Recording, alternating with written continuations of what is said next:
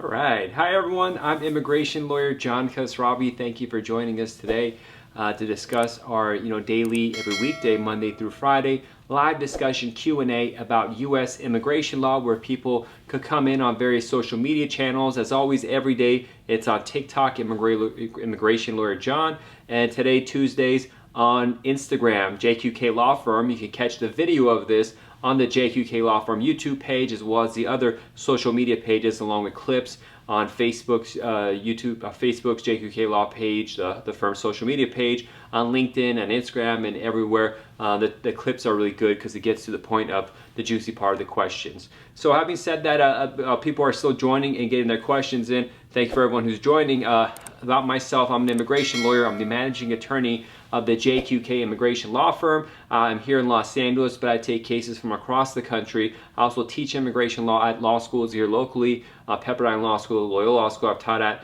and also train other immigration lawyers in the process. And my big focus is on marriage-based immigration cases. That's what I like to do, but I handle a lot of different kinds of cases. You can always email me at info@jqqlaw.com and describe the immigration issue that you have, and we could take it from there to decide if a consultation is necessary or something else. So while people are coming in, feel free to shoot out your questions. If I can answer, I'll let you know. But do know that I'm not going to answer questions about timelines, because it's not possible to answer those if the timelines are really messed up. So I can't say how long your case is going to take or it's not going to take, all that kind of stuff. Unfortunately, that's the situation because everything's super backed up. And just we're seeing a lot of messiness in the immigration system. There's rumors right now that there may be another travel ban coming for people who have non-immigrant visas. So President Trump instituted a travel ban on late May, where he said people who have immigrant visas, or they won't issue immigrant visas. These are people getting green cards who are coming into the United States. They're not going to be issuing those for at least 60 days. At the same time, the embassies have been closed due to COVID-19, the coronavirus, so that proclamation doesn't really make a difference. But we'll see. There's rumors that it's going to affect non-immigrant visas. These are people coming temporarily for work, for example. We'll see if that goes through or not, or what the situation is. What a lot of immigration lawyers are telling people is, if you do have a non-immigrant visa, an H-1B, an F-1 student visa, an L-1, and the like, O-1, stay in the United States. Try not to leave, because we don't know once you leave if they're going to let you back in or not. It's just rumors. There's nothing solid about it. But why not be safe? And I understand sometimes you got to travel, but sometimes it's better just to stay put and not leave, because we don't know how they're going to be treating these cases and what's going to be happening, and that's a major headache. There's another thing. The diversity visa lottery green card results came out recently, and a lot of the winners are contacting me about what to do, what not to do. Well, you do need to wait for the next fiscal year, and then they start scheduling and the visa bulletin to come current for your number in the diversity visa lottery. This year, partial part of the year, they shut down the embassy. So people who currently are waiting for an immigrant visa interview or a USCIS interview, and they had won the green card lottery, the diversity visa lottery, they're really worrying. Luckily, there's more time. The end of it is you have to get it before the end of September. We still have a couple of months, July, August, September, so 3 months. It's still doable. But hopefully they give priority to these cases, because I understand how stressful that is. So Pavan asks, will it affect the F1 student visa? People are out of state. As I said, Pavan, there's no exact information here for me to tell you who this potential proclamation might affect. It's just rumors. We're just generally, as a word of caution, saying, don't. If you don't have a green card or U.S. citizenship, don't bother leaving if you don't have to. But I don't have details, because there are no details. It's just rumors. Maybe nothing's going to happen. It's just a word of caution that we're putting out there.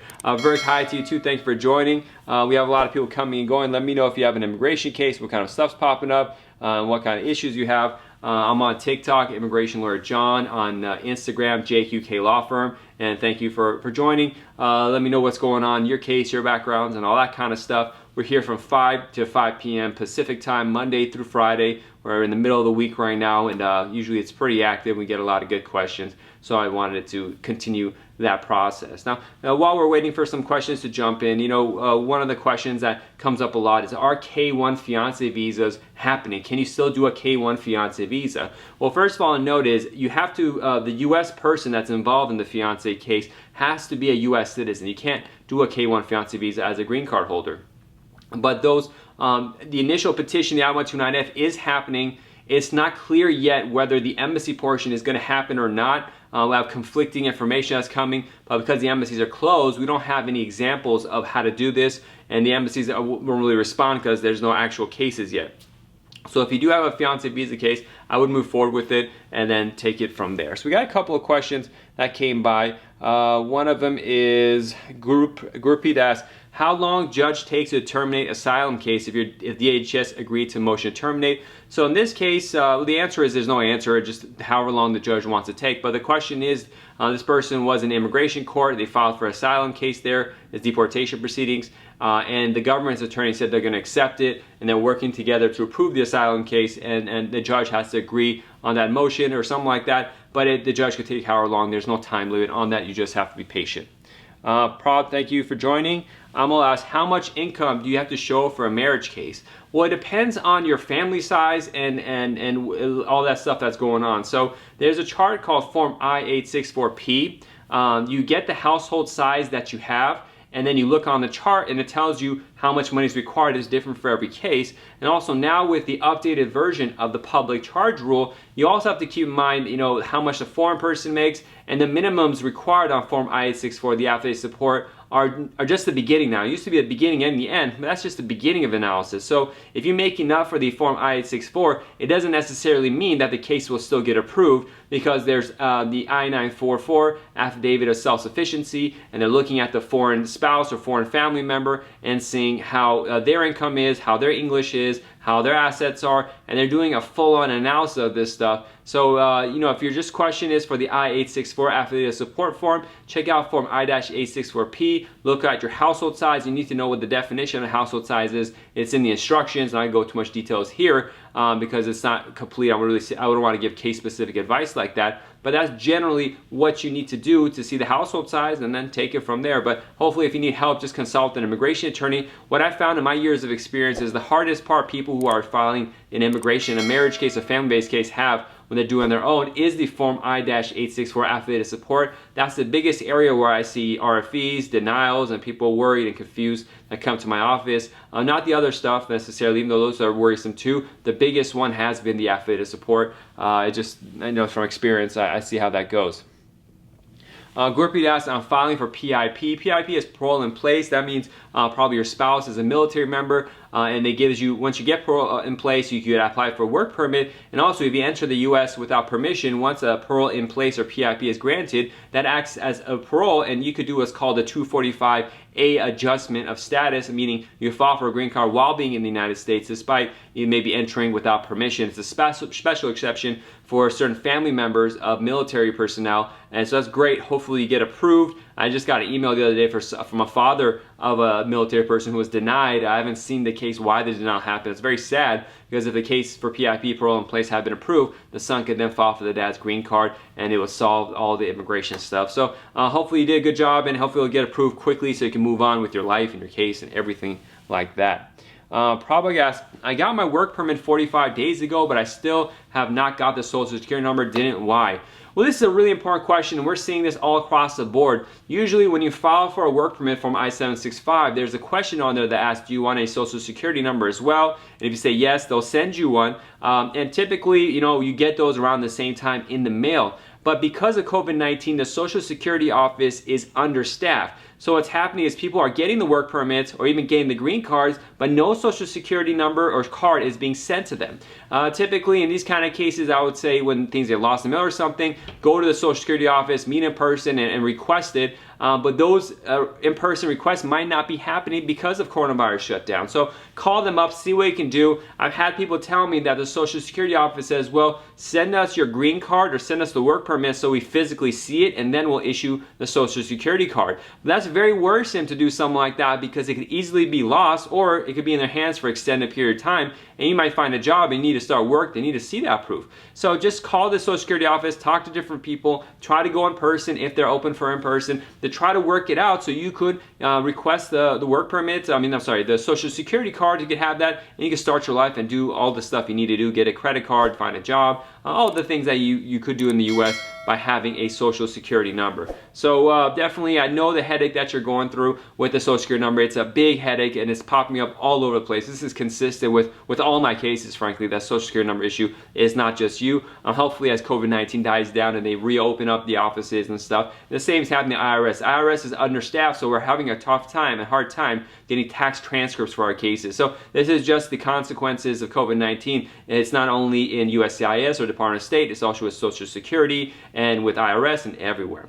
So we have a question on Instagram. It says, please can you reply? I would appreciate it. I don't know what to reply to. You haven't asked the question from what I could see. F. Devon, but I wish you the best. Now let's move on to TikTok. Do you do VAWA visas? I do not do VAWA. VAWA is a Violence Against Women's Act, and it doesn't just apply to women, but if people are in a violent, an abusive relationship, either emotionally, physically, with a U.S. person, potentially marriage, they could file for VAWA and get status, but it's not an area I focus on. If you want, you could email me, info@jqqlaw.com, and let me know what city you're in. If I know an attorney in that area, I could give you their information. Hopefully you could talk with them to see what's going on, but I myself don't do VAWA cases. Okay, Junal says citizens. I'm not sure what your question is, but Vahid says, how long does it take to get removal of conditions for a green card? Well, it's something I talk about every day on the live show, but I'll repeat it here again. There is no exact time that it takes because they're really inconsistent in how they're adjudicating it. What you could do is go to USCIS.gov and check case processing times and see what's going on there. Typically, when people file on their own, I'm seeing they're getting between 1.5 to 2 years. When I file with my office, it's anywhere between 7 months to a year. And I see it happens faster when I do it myself. And when lawyers usually do it, it's because they do a more thorough job and it's cleaner. Doesn't mean you don't do a great job and won't get done in maybe in 6 months. But typically, if someone just quickly asks me how much it takes, I say 1.5 years. It could be more, it could be less. There's no consistency how this stuff's done. Some people may require an interview. The interview might go terribly. It might be years before it's approved. But that's a general kind of idea. And in the midst of it, if you have a good case and you're married and living with a U.S. citizen, it may be possible to still file for U.S. citizenship after 2 years and 9 months. But there's a lot of ifs and buts that your case is done proper. So we'll have to see how that goes. Hopefully you get approved and just move on. I know the rule of conditions is a really annoying part. Prince Patel says, witness can apply U visa. So a U visa is someone who's potentially a victim or maybe sometimes a witness of a serious crime. I don't handle U visas like VAWA. I don't do the humanitarian cases. U visas, T visas, VAWA, asylum. So I don't want to comment on areas I don't touch at all. I know what it is, but I really have a belief that if you're going to be advising somebody, talking about something, you want to talk about things that you do on a day-to-day basis because you give the most cutting-edge information. I know what's going on with U visas, but I haven't filed one in 5 years, so I'd rather someone who has day-to-day knowledge of that advice, which is not me. But if you're into marriage cases, some sort of investor cases, my specialty, or other things that I don't necessarily file on a day-to-day basis, but I'm dealing with or seeing on a frequent basis, I could advise on that, but I wouldn't advise on a U visa. I definitely consult with another attorney about that. We have Amanda says, I entered in USA EWI, entered without permission, and I have a I-130 approved. How can I get a green card? Well, if you enter without permission, don't knock. I got my kid. I forgot to lock the door. This is coronavirus times. Let's put him in the show. So if you came in with enter without permission EWI, you need to typically get a waiver. Okay, Mama, get the little boy out of here. You need to get a waiver because you have unlawful presence. You enter unlawfully. Eventually, you have to cross a waiver, go to the embassy abroad, and do an interview. Now, leaving the country to do an interview abroad is risky. There's risk involved. So this is all stuff you have to consult with an attorney in private. Sometimes they are cases where someone has an exception where even though they enter the U.S. unlawfully, it can still adjust status, apply for the green card while in the United States. A few minutes ago, a person said they're doing parole in place, PIP, because they're married to a active duty military member. Someone like that could have entered without permission, get the parole in place, and be able to adjust status. Or someone may have had deferred action for childhood arrivals or TPS, left the United States, entered, and some USCIS offices will permit adjustment. Some people might have a thing called 245I. So there's a myriad of things that may be possible, but generally most people will have to request a waiver, a 601A waiver, if the only issue you have is entering without permission and overstaying, and eventually go to the U.S. Embassy to do an interview to get a green card. But there's a lot of things we got to know about you, so definitely consult with an immigration attorney to get case-specific guidance for your private case because there's a lot going on. But that's the basics of it right there. Anmal asks, Is it just 22 and a half you have to show my wife India? I don't know what your question means, Emma. Please clarify and send it back out. We'll see what we can do. Chango asks, hi, I-751 California Service Center retrogress. Any updates if you're Hawaii, the only California Service Center? You know, the service centers take their time and sometimes they're busier than not. That's all. It doesn't even matter what the reason is. If they're saying there's delays, there's delays. You just have to be patient. Gurpreet asks, did I-130 expired after 1 year? If you file an I-130 and it doesn't necessarily expire, but for example, if you file an I-130 petition for alien relative, and the case goes to the embassy, if you don't contact the embassy within 1 year, they can start canceling out the case, and that happens with a lot of people. So you have to keep contacting them to let them know you want to keep the case open, so that's possible. If it's in the U.S. and you're adjusting status, I don't even know if they'll accept it because it depends. But usually you want to keep in touch with them. Maybe you could keep the case alive by notifying them. But that's usually what the 1 year expiration is related to consular processing. Vahida answered that question. God bless you. Ed Antonio, God bless you as well. Thank you. Mandeep answered that. Vahida answered that. So you don't have to answer the same question again. I'll get to you when I get to you. And Wes, man, you seem really knowledgeable. I appreciate that, Ed Antonio. I spend a lot of time every day, all day, studying immigration law and taking calls from clients. And I interview other lawyers. I have a show called the Immigration Lawyers Podcast. So all I do all day is study immigration law. I teach at law school. I just finished my course for this semester at Pepperdine Law School. And you have 30 students there or 20 students there asking questions. You got to know as much as possible. But it's a fun area of law and you get to meet really interesting people. And every time I go out and I tell people I'm an immigration lawyer, immediately people want to talk with me and tell them about their experiences, their family members' experiences. So it's a fascinating area and that's why I really cherish it. And I love talking about it all day and writing about it and videos about it. So it's a lot going on. Marjorie asks, can you refile E2 case after an RFE denial? Refile. Yeah, I mean, yeah, you could always refile. It depends on what the reason for the denial is, Marjorie. So let's see. I haven't had a denial of an E2, but I've seen like L1s denied. It depends. If there's a fraud finding for the denial, that's serious.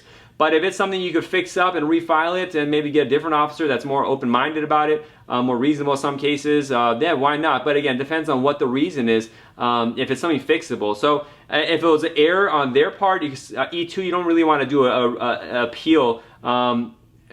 And I'm assuming you're doing change of status E2 or an extension if you got an RFE. But sometimes it's just easier to refile it. Typically, you don't appeal an E2. It's not made for that. You don't really see AO decisions for that either. But yeah, again, it depends on what the denial is. Yeah, you could refile unless it's something really serious you can't fix up. Sophie had asked, what about withholding deportation status, change into marriage to citizenship? You got a lot going on in that sentence. So Sophia, I don't handle deportation cases. First of all, if you already have a deportation order, you have to undo that. There's a lot going on there. That's something you need to consult with an immigration lawyer about in private. You're welcome, Marjorie. Let's see. Anna Christina says, I sent my removal of conditions a month ago and have not heard anything from them. You know, when you send removal of conditions from I-751, it sometimes takes them like a month to send the receipt for it. Make sure to see they cashed the check, and that's the indicator that they accepted the case for processing. If they haven't, it's been a month or it's getting close to the expiration date of your green card. Sometimes you may, you may want to refile again. It depends on the case. I'd have to review what's going on. Because if you don't file it within the 90-day window, they can issue a notice of appeal for deportation court, removal court. It's a mess. But hopefully they cash the check and they're just being a delay in actually sending you the paperwork for it. So, hopefully that's it. But I'd have to see what's going on. And then after that, you wait. They may do fingerprint. They may not. They may do an interview. They may not. They may do an RFE. They may not. There's a lot of may this and may that. But that's as much I could tell based on the information that you gave. Hi, too much retrograde. Anything you've seen happen? Okay. Ed Antonio says, what about hardship? Or what about it? If you're going to say a question, just include the whole thing because there's a lot of questions coming here. Anna Christina, I sent my rule conditions. I saw that question. Gagdi says, how long will it take to get a green card adjustment of status? There's no answer to that question. It varies depending on your field office and the situation that's going on in the world in your specific case. Gurpreet, you're welcome. Chango says, hi, sorry, one more question. Does your I-751 go to the same field office where you had your I-130 interview? The field office you will potentially have an interview always depends on what your current address is. So if you're still in the same vicinity jurisdiction of the same office that did your original green card interview, then yes, that's going to be the office that eventually handles the case and does an interview if they do an interview. But if you moved, you moved. Just always make sure if you're not a citizen and you're in the United States, you always have to update the Immigration Service, USCIS, where you're living, where your address is. And the forms do ask a few many times. For example, Form I-751 removal of conditions does specifically ask and say, have you moved since you got the green card? Where have you moved to? All that kind of stuff. So make sure you answer all these questions properly and don't leave that blank. Technically, it is a violation that has prison time and a big fine if you do not inform USCIS that matters change. I've never heard of them enforcing that rule. It's pretty harsh, jail time and money and all that kind of stuff. But you always just want to do that because if they send you a notice in some way, you won't get it, and then you might be sent to immigration court because of it. You missed the immigration court hearing, you automatically get deportation. So it's like you don't want to miss stuff. That's why I always want to update the immigration office of what your address is. Okay, so Suraj asks, spouse case approved from USCIS and NBC. I'm just waiting for interview and need to pay fee in embassy. Well, you're typically when the I-130 is approved, the case gets sent to the Department of State and you deal with the National Visa Center. To be able to start the National Visa Center work, which is a collection of the paperwork, you will need to submit the MVC fees, and that's $445. It's $325 for the SILDOC. It adds up to $445 for one person, and you pay that fee, and that's the consular fees right there. And then you could upload the documents. Eventually you have an embassy interview. If the case is approved, you go to the USCIS website, there's a special page for this, and you pay another $220, at least right now it's $220. They may increase that, probably they will increase that pretty soon. But you pay the $220 for the green card to be printed. So those are the fees there. Now in your case, sometimes it happens where I see people, the embassy has to do it quick, so they don't let the National Visa Center do their job, so you pay directly at the embassy. That's rare.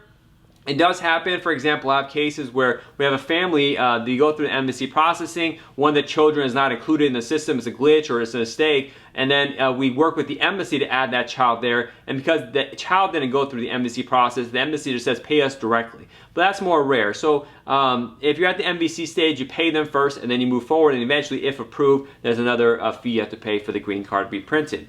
On Instagram, Bunty asks, sir, last September I applied my citizenship fingerprint is done last year, so how long it take more time for interview? It just takes however long it's going to take. Whenever your local field office is ready to see you, they will inform you, and that's that. You have to be patient. All right, thank you so much. Let me go to the next question. Salwa asks, what are the chances for L1 visa rejection? Thanks. That's an impossible question to answer.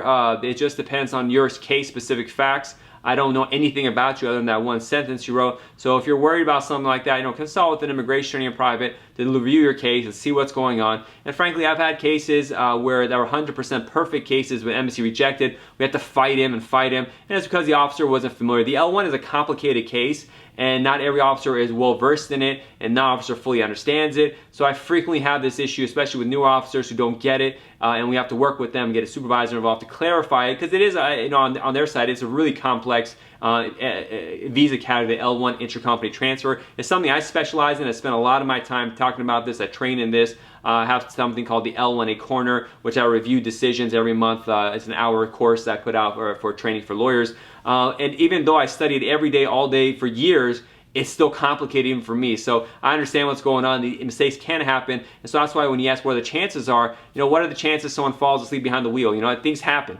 I hate to be so gory about it, but it is what it is. It's not a good way to think about chances. It's just like, do I have the facts? Do I not have the facts? And leave chance to luck and to God.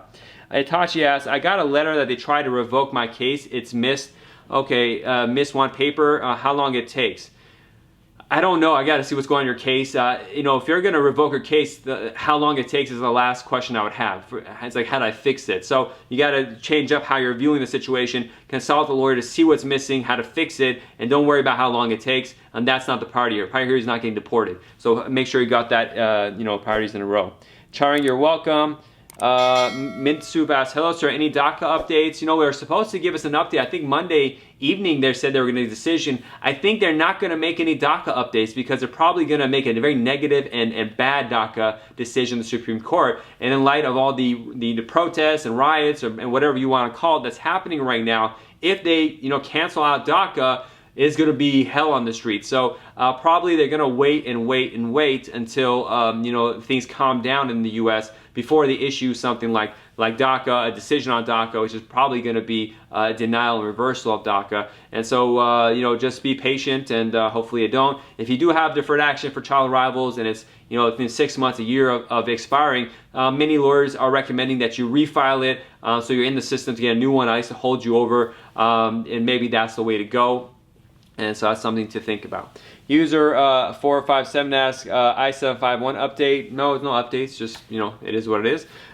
Suraj, you're welcome. I appreciate it. Thanks for joining the show. We only got a couple minutes left, so if you have last questions, let me know. Gagandeep asks, I just filled out adjustment of status in March 2020. I got a receipt April. Till now, I didn't get biometrics. So they shut down the biometrics because of the coronavirus. Excuse me. So even if you did file for adjustment of status, they're just starting to reopen biometrics appointments, and they're not allowing as many people as usual to come in there because they're trying to be more strict when it comes to because of the coronavirus and the like. So be patient. Eventually a biometrics notice will come, unless they already had your fingerprints in the mail or they've waived the biometrics requirement, which does happen as well. So the conclusion of all this is it doesn't matter if it came or not. Just be patient. Keep an eye out for the mail, what happens, and check the case status on USCIS.gov. And just, hopefully you filed everything properly and so there's no other issues. All right, so Gagan News, how long will it take to get biometrics? I just explained that. Zingdas, is immigration starting to work? Is it open? Now, immigration has been open. USCIS has been open. I've been getting approvals. I've been getting receipts and all that kind of stuff. Each field office, which would do an in-person interactive experience for citizenship cases, for adjustment of status, for info pass appointments, for oath ceremonies, depending on the city and location they're in and what the risks of coronavirus are and what the standards and regulations of that county or city or state are, they are opening up, and they're slowly opening up. It's not full-on opening up. So the answer, the question is phrased incorrect because they're never closed in that sense, fully closed to start working or not. But that's the situation with that. They're slowly reopening in-person interviews. Okay, so please don't ask any questions about chances because, first of all, anything can happen, so it's not about chances. And second of all, and probably more importantly, I don't know your case, so I can't advise as to something being strong or big. This isn't a place for case-specific advice. This is general advice, and chances are in general. So Harmon Girl says, very good job. Thank you for service. You're welcome. Gandhi, thank you. You're welcome as well. If someone has one last question, let me know. We're nearing the end of the show today. I'll be back tomorrow, 5 p.m. to 5:30 p.m. Pacific time. This is West Coast time in the U.S.